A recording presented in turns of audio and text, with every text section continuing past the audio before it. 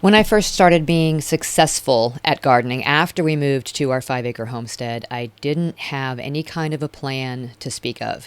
I just decided what I thought we would eat the most of. I had a rough idea of how much each plant would produce after looking at a random online chart. And then I did some quick math and I just planted from there. And I way over planted. And even with 6 kids and 2 adults in the household and feeding friends on the weekend, I had plenty left over. This was my first introduction to preserving my own food. I did figure out how to freeze a lot of it, which was a practice I eventually perfected once I knew what we liked frozen and what we didn't, and what really needed to be blanched before freezing, and what I could get away with just tossing in a freezer bag and calling it good. But canning, that was something I had never attempted. I hadn't ever even been exposed to it. But I'm not one to shy away from a challenge, and I regularly have more confidence than I do sense. So I bought a book. I bought the fewest supplies necessary on our miniscule budget to do some basic canning, and I jumped in with both feet. At the end of that season, we had a shelf full of jams and pickles, salsa and stewed tomatoes, and pasta sauce, and I was bitten by the preserving bug. There is something very satisfying about growing your own food, for sure, and being able to walk out into the garden to pick your lunch or your dinner. But in the dead of a Midwest winter, the ability to be able to shop your own pantry for the things that you eat the most, that you grew, that is a whole other level. So today on Just Grow Something, we're going to talk about the basic necessities that you need for starting your own canning adventure. We'll mostly focus on boiling water bath canning and what can be safely canned in that manner, but since I jumped headfirst into pressure canning just a year after I started water bath canning, we'll touch on some of the differences in that too, just in case that you too are big on confidence but maybe a little shy on knowledge. Let's dig in. Hey, I'm Karen. I started gardening in a small corner of my suburban backyard, and now 18 years later, I've got a degree in horticulture and operate a 40-acre market farm. I believe there is power in food and that everyone should know how to grow at least a little bit of their own. On this podcast, I share evidence-based techniques to help you plant, grow, harvest, and store all your family's favorites. Consider me your friend in the garden. So, grab your garden journal and a cup of coffee and get ready to just grow something.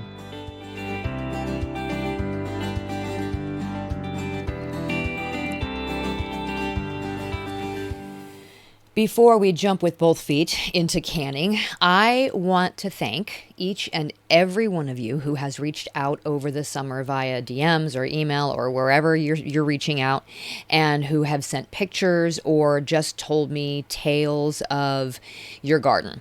The number of you who have expressed such joy at the state of your gardens, the progress you've made, the bounty that you've grown, it has made me incredibly happy. And you've all got things that didn't go well, obviously, but I love that you're not focusing on that. You're focusing on the good stuff and on the progress and the accolades that you're getting from your neighbors or your mother-in-law. That one was a hoot. This just tells me that the 4 years that I have spent running my mouth on this podcast has indeed helped you as a gardener. It's showing me that the goal that I set out to accomplish, which was just to spread good, evidence-based gardening information and techniques so that more people could learn to grow their own food, has absolutely come to fruition. I cannot thank you enough for sharing your gardening journey with me, and please keep it coming. I love seeing your pictures and hearing your stories. And for those of you who maybe haven't had a bounty this year, or you've had nothing but struggles and you're really having a hard time focusing on the positive, I am always here to answer questions when you find yourself sort of stuck, or if you just need a little bit of encouragement. So keep up the great work, all of you, and please don't forget to share. Also, don't forget to go vote for this podcast in the Women in Podcasting Awards in the lifestyle category. You only get one chance to vote in each category, and it is people's choice. The link is in the show notes, and it's also in today's email, or you can go to womeninpodcasting.net/awards and then click on the vote button in the middle of the page, and it's just find this podcast under the lifestyle category. I would be ever so grateful if you did, please, and thank you.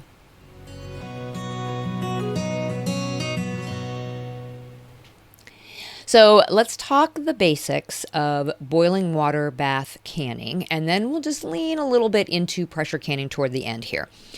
Water bath canning is a very safe method of home food preservation if it is practiced properly. Okay, the canning process heats food to a temperature that destroys microorganisms that could be a health hazard, or the microorganisms or enzymes that can cause food to spoil. So during this heating process, air is driven from that jar, and then as it cools, it forms a vacuum seal. And this seal prevents air from getting back into the food, which could bring microorganisms and bacteria and stuff back in that will recontaminate the food. That is the whole premise behind canning, whether or not we're using a pressure canner or just a boiling water canner. Now, as you can imagine, it's actually very important to follow proper canning practices in order to maintain this clean environment from the beginning and to be sure that we're keeping out all those little bad buggies from our final product. This also means that choosing what you plan to preserve is very important also. We want unblemished and well-washed produce, okay? Microorganisms will live and multiply very quickly on the surfaces of our food and then on the inside of bruised, insect-damaged, or diseased produce. So we want to can the best of the best if we can. If we have bruises, if we have damage, then we need to be cutting that away before we try to process anything. Some of these things are going to need to be peeled first. Some are going to be needing to be heated before they're actually canned. We call that hot packing. Some of it is going to need to have acid added in the form of lemon juice or vinegar.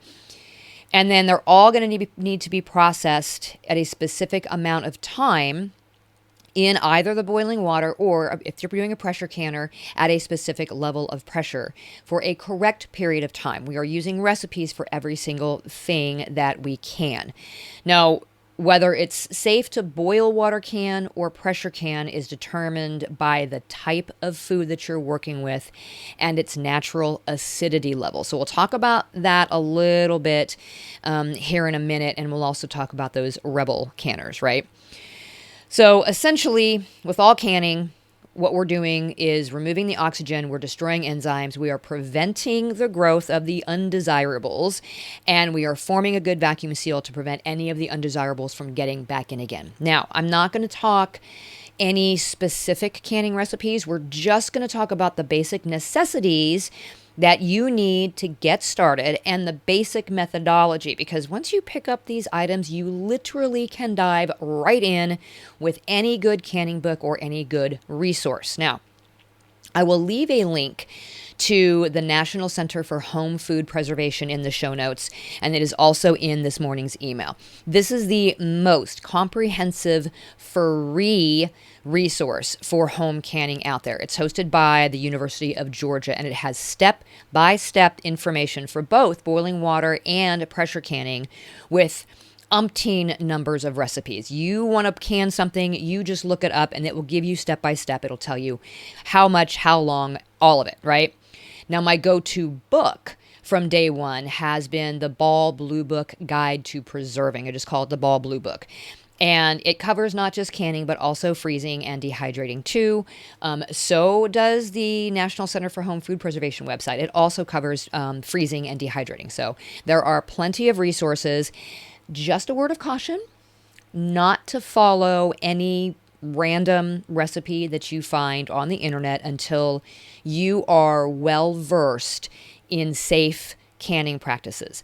There are a lot of rebel canners out there that will tell you how to do something, and they will maintain that it's safe to do it that way just because it's the way that their grandma did it for 50 years and nobody ever got sick that they know of. So just be safe, understand the science, and learn the ropes first so that you know what to look for in a safe canning recipe before you start following random canning blogs on the internet. Please, please, please, please, okay? So let's start with water bath or boiling water bath canning. The equipment that you need for this is very basic and very simple. Of course, just like anything else, there are always all kinds of fancy things that you can go out and buy to either make it more fun or make it easier or whatever. But we're just going to talk the bare bones of what you need, and it's not as much as you might think. The first thing, obviously, is a pot that is deep enough to hold either the pint or the quart-sized jars, and one with a lid, okay? I started with a 16-quart stock pot, and it was more of a stovepipe shape, so it was a little bit more narrow, but it was very deep. And that was enough to work with in the beginning. It was a ceramic-coated one. There are water bath canners, specifically pots that are designed for this purpose, which I did switch to later on. And the reason for this is because of the second piece of pretty much required equipment, and that is a jar rack. I didn't have a jar rack when I was using that stock pot. When I did get a jar rack, it did not fit that stock pot. The jar rack is designed to hold the jars in place in the rack, elevated up above the base of the pot so they're not bouncing around and getting a chance to crack, and they're not banging against each other. I didn't have that jar rack. I was layering towels in the bottom of that stock pot to keep them from bouncing around, which did the job. But there was always a kind of worry that they were going to bang together. And also with that stock pot, because it was very deep but also narrow, I could not fit as many jars inside. So if you have the ability to get an actual canner with the jar rack, then I would recommend that. But if you're just starting out and trying to test the waters to see whether or not this is really something you want to get into, then a stock pot that's deep enough to hold your jars and a bunch of layered towels on the bottom is going to do the trick. Just make sure that you have them spaced apart from each other so they're not banging around. The third thing that I would absolutely recommend having is a jar lifter. This is like a special set of tongs that has a little curved section at the end of the tongs that is designed to fit snugly around the top of the jars, around the neck. I also did not buy one of these when I first started canning, and I should have. Again, we were on a really tight budget, okay, like a zero, not even shoestring budget. And I was just using a regular pair of tongs. First a metal pair, and then one that had like a silicone end to them. And let's just say the number of times that I either almost dropped the jar completely, either putting it into the water or pulling it out, or splashed myself and burned myself with the boiling water because I wasn't using the proper lifter. Yeah, too many to count. So if you can get the jar lifter, I absolutely recommend it. Don't, chance burning yourself or breaking a jar open. And then another thing that's not necessary, but is really recommended that I did end up buying fairly quickly after I started this is a home canning funnel. It is wider mouthed than like a regular funnel would be, and it makes it really easy to put items into the jars without spilling them all over the place. It just pops right into the top. I actually use this weekly, not because I'm canning, but because I'm putting things into mason jars, and it just makes it so much easier without things falling all over the place. So it's not expensive. I would absolutely recommend picking this up if you use mason jars for anything, but specifically if you're going to be canning. And then one thing that is a sort of nice to have, but that I still don't actually use, is there's a special tool for getting the bubbles out of the jars that also has measuring marks on it so you can measure your headspace. So these are two things that you will come to know are important to do. Number one is to remove the bubbles out of the jars before you put the lid on them to put them in the water. And the other thing is to measure the headspace, because every recipe is going to tell you that you need the amount of distance that you need to have between the top of the product that you are canning and the top of the jar. It could be a 1/4 inch, a 1/2 inch, it could be a full inch.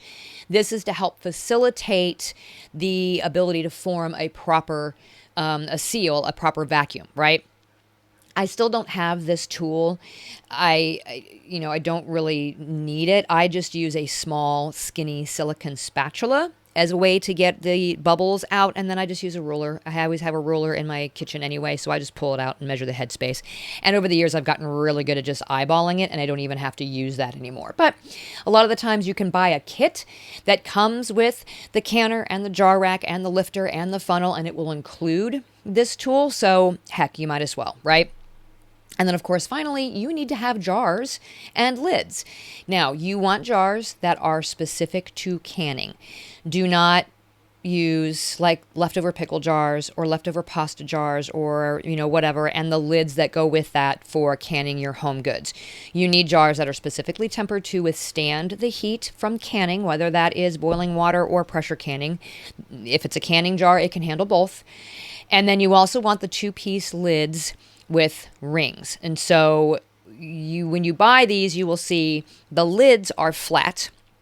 That's the flat piece that has the rubber gasket that goes around on the top of the jar. And then there is a ring that goes along with it that allows you to hold that lid in place while the canning is happening.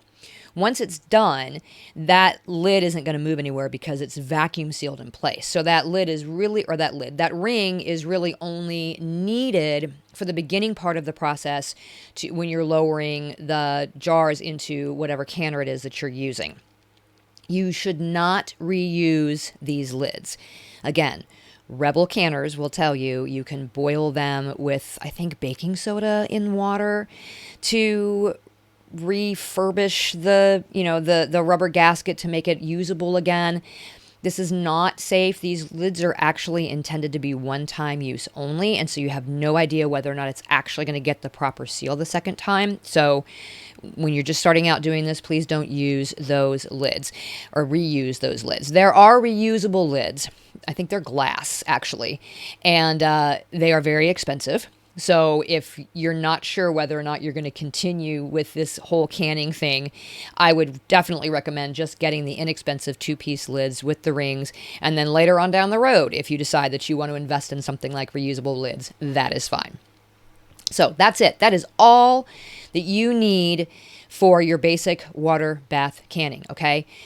Now, in terms of what you're going to do, every single thing that you want to can, tomatoes, salsa, jams and jellies, whatever it is going to have a recipe. And by recipe, I don't necessarily mean all of the ingredients that go into it. Even if it's a single ingredient that you are canning up, we refer to it as a recipe because it's telling you how to prepare that item before you put it in the jar, whether or not you need to heat it up before it goes into the jar or not. Whether or not you need to add any additional acid to modify the pH a little bit. That's what we refer to as the recipe, okay? And it's going to tell you about how many pounds of this vegetable or whatever you need and about how many quarts or pints it will yield for you. So after you get through the recipe, the method by which you boiling water bath can is the same regardless. Essentially, you are going to fill up your pot around halfway full of water, and you're going to sterilize the jars and the bands, and you always want to check your jars for damage every time you use them. One tiny little nick or crack can cause the entire thing to fall apart basically in the canner, and then you're going to have glass and food all in the water, and that is just not a good thing. So make sure you're checking them every time you use them. You're going to preheat these jars in the canner while you are working on your recipe. And then once those jars are heated all the way through and you've got your recipe prepared, then you just fill them one jar at a time.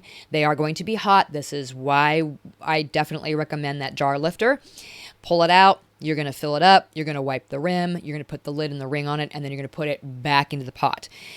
By the time you fill all of your jars and have them all back in the pot again, the water should be covering the jars by about 2 inches. If not, make sure you add more water. Then you put your lid on your pot and you bring the pot to a boil. Every one of your recipes is going to tell you exactly how long to boil the jars based on the size of the jar. So pints are a little bit shorter usually than what it does for quarts. So it may say 25 minutes, it may say an hour, whatever it is. You start your timer when the pot starts to boil, and you keep that pot boiling until it says your time is done. You turn off the water, you let it rest for 5 minutes, you pull the jars out, again with your jar lifter here, and then you put them on a towel in a spot where they're not going to be bumped or disturbed in any way for about 12 hours. You're going to see when you put this stuff onto the towel, all that stuff in the inside of those jars is going to continue bubbling and gurgling, and all that air is going to continue to push out the top, and then you will start to hear the lids make the ever so satisfying popping sound when they create the vacuum. You don't want to touch them because you don't want to disturb this process. So after 12 hours, then you just go through and you make sure that you have a good seal on them. And that's it. You have canned whatever it was that you just pulled out of your garden, right? And then you go ahead and get them ready to store. So what can be water bath canned safely and what can't be? Most of our high acid foods, or foods that are fairly close and can have their pH adjusted slightly by using vinegar or lemon juice, are safe for water bath canning. So think about fruits that we're turning into sauces or jams or jellies, tomatoes and salsas, pickles, relishes, chutneys, and vinegars, right? These are all high acid things, or tomatoes and salsa, even though sometimes they're not quite as high acid and their acidity can be variable. That is why we add the lemon juice. And again, the salsas, that's why we use vinegar, right? It is very important to follow the directions on your recipe exactly, because if you add too little of the lemon juice or the vinegar, it can actually make the recipe unsafe. Now, you notice I didn't mention anything about green beans or sweet corn that you've taken off the cob. It does not matter if your grandma always canned her green beans by just adding a pinch of salt and throwing it into a boiling water bath canner for an hour and a half and then threw them on the shelf.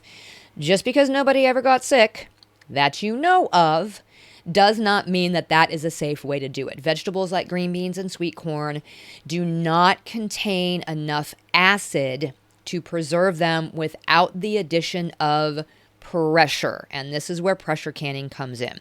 Now, I know many people are intimidated or even downright scared of pressure canning because either they've seen horrific images of exploded canners all over someone's kitchen, or just the thought of putting anything under pressure in their kitchen makes them nervous and they would rather not mess with it. I understand that completely.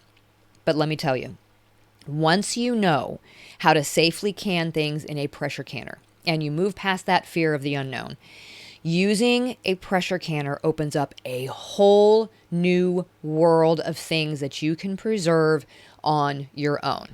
But there's still a few things that you shouldn't. Okay, so pressure canning is necessary for low acid foods that cannot be acidified. So green beans, sweet corn, meat, anything with a pH that is higher than 4.6. It is the only safe method of canning low acid foods. Now, because this is a why behind the how show, right? Let's talk about the science. It is because the pressurized steam inside the canner creates a temperature of above 240 degrees Fahrenheit, above the ability for us to, the temperature that we can get to with boiling water on its own. So it's the pressure in the inside after we have removed all of the air that gets it above 240 Fahrenheit, and that destroys the bacterial spores that are naturally present in these low acid foods. Those are the spores that are responsible for things like botulism and other nasty buggies that can make us sick. So as the jar cools after being pressurized, that vacuum is formed, it seals in the food, it prevents any new buggies from getting in and spoiling our harvest, okay? So let's clear up a few things about the dangers of pressure canning really quick. Most modern pressure canners are fairly lightweight, thin-walled kettles. They have turn-on lids that are fitted with gaskets. Some of them are also still screw-down, and they don't have gaskets if you're looking at the all-American canner. They all have removable racks. They have automatic vent and cover locks and steam vents or a vent pipe and a safety fuse, okay? All of the canners that I have seen that are approved for canning have the Underwriters Laboratory approval to ensure their safety, that UL listing. I'm not sure if that's an international thing. I know that's a US thing. They usually have a dial gauge for indicating the pressure or a weighted gauge for indicating the pressure. It depends. You have to read your manufacturer's directions. Pressure canners were very, very heavily redesigned around the 1970s. So if you have seen a picture of an exploded pressure canner, it likely is one from prior to that era, where they were very, very heavy walled and thick, but they didn't have a whole lot of safety features.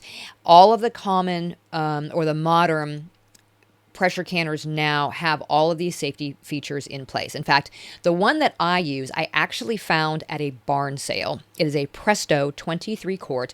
I'm fairly certain it's from the late 70s. I completely replaced all of the seals and had the pressure gauge checked and everything else, and I have been using it ever since. It is a regular stovetop on my gas stove version, and I probably could not overpressurize that thing if I tried, because there are multiple places for that steam to vent if the pressure got too much. So once you try it and you get some practice with it, there should be no reason why you are afraid of your pressure canner. Do you need to pay attention to it? Absolutely. I mean, you're cooking something essentially under pressure, right? We don't want to be, silly about it, but we shouldn't be scared of it either, okay?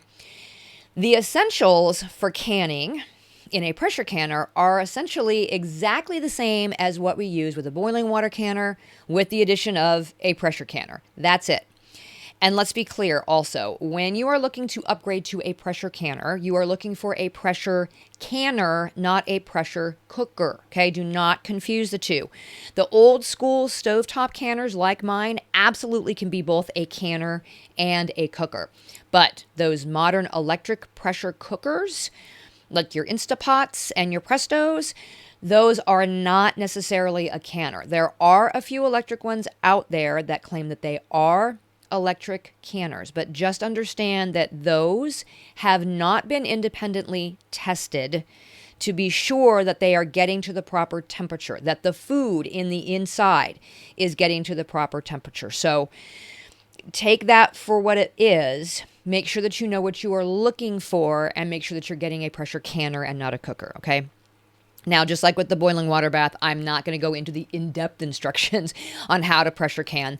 I would reference you to the National Center for Home Food Preservation or that Ball Blue Book. The steps are almost as basic as the boiling water bath canner. You just have to pay a little bit more attention so that you maintain the correct pressure within your pressure canner. If you allow the pressure to dip below the required level, which is going to be based on where you are at sea level. So like where I am in the Midwest, we do it at 11 PSI. If I start the timer on my canning at when it hits 11 PSI and I'm not paying attention to make sure that I have maintained that proper pressure and it drops below that 11 pounds, well then now I got to get it back up to 11 pounds and I got to start my timer all over again. So you just have to make sure that you're paying attention, and it takes a little bit of practice, but it is not difficult.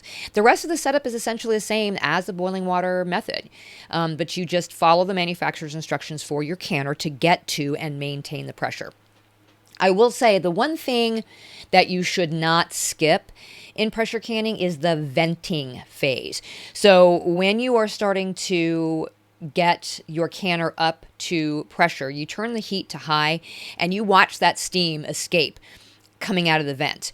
You need to let that steam escape for a full 10 minutes. Remember what we talked about. The reason why pressure canning gets to a higher temperature is because that pressurized steam in the inside allows for that higher temperature. If there is extra air in there that has not escaped, it's going to affect its ability to be able to get to that temperature. So this is very, very important. Do not skip this step. Otherwise, everything else, just follow. Go to National Center for Home Food Preservation, get yourself another trusted source, and just take it step by step. Once you have a pressure canner, there are so many more things that you can preserve. You can do your green beans and your sweet corn, but you can also do carrots and baked beans and stews and soups with meat in them and chili and whole baby potatoes. Like, the possibilities are almost endless. And I say almost endless because there are things that shouldn't be canned, whether or not you're doing it in a boiling water bath canner or a pressure canner. Things like dairy, okay, milk, butter, and cheese, fats like lard and oils, grains, mostly because you kill off the nutrients, but also because they can go rancid really quickly, so no rice or quinoa, and then very densely packed foods. So think about mashed items like pumpkins or winter squashes or potatoes. You can cube them and can them up, but mashed is not, or pureed is not a good way to go. If the heat in our home canning situations just kind of struggles to get through the dense layers of mashed and pureed foods, so we don't know that the center of that product is getting hot enough to kill off the bacteria that we're worried about. So that basically makes them unsafe for pantry storage. So if you're going to can things like pumpkins or winter squashes or potatoes, just make sure that they are cubed or they are chunked. They are not mashed up. And again, that doesn't mean that there aren't rebel canning recipes out there. It just means that there aren't any tested recipes through university extension services or independent, facilities that have proven those recipes to be safe. So make sure that you pick your recipes with caution. Now, how should you store your canned goods? Assuming that you are using the most common 2-piece lids and that they are tightly vacuum sealed on completely cooled jars. We want to remove the ring bands, wash the lid and the jar to remove any of the food residue. We don't want to disturb the seal, so don't scrub, but just make sure it's nice and clean. Dry them off. Now, it is recommended that you store the jars without the ring bands, only because it makes it easier to figure out if any of your vacuum seals break while they're in storage. But if you do choose to reapply the ring bands, just make sure that all of your surfaces are clean and dry first before you do that. Once this is all done, you want to label and date the jars, and then storing them in a cool, clean, dark, dry place is your best method. So between 50 and 70 degrees Fahrenheit or 10 to 21 Celsius. Wow. And do not store them at above 95 degrees Fahrenheit or 35 Celsius, which means don't put them in your basement near any hot pipes or near a stove or a furnace or in the direct sunlight. Like, don't stick it near a window. The idea is cool, dark, and dry, right? This is best quality and for the best shelf life. And I do recommend periodically checking the jars just to be sure that the seals are still intact, because that discovery, when you go to use a jar and it's popped open and you have no idea how long it's been popped open, yeah, that is a nasty surprise that nobody wants. So anytime you go to grab something out of your pantry, I would recommend checking the other lids just to be on the safe side. So hopefully that gives you a jump to just kind of get started in canning. Get the basics first. Get a good resource for step-by-step instructions, and then just jump in. As you get familiar with the process, you can decide if you want fancier tools or upgraded equipment. But remember, the main goal is to preserve that homegrown goodness that is coming out of your own garden. Until next time, my gardening friends, keep on cultivating that dream garden, and we'll talk again soon. Thanks for listening to another episode of the Just Grow Something podcast. For more information about today's topic and to find all the ways you can get in touch with me or support the show, go to justgrowsomethingpodcast.com. Until next time, my gardening friends, keep learning and keep growing.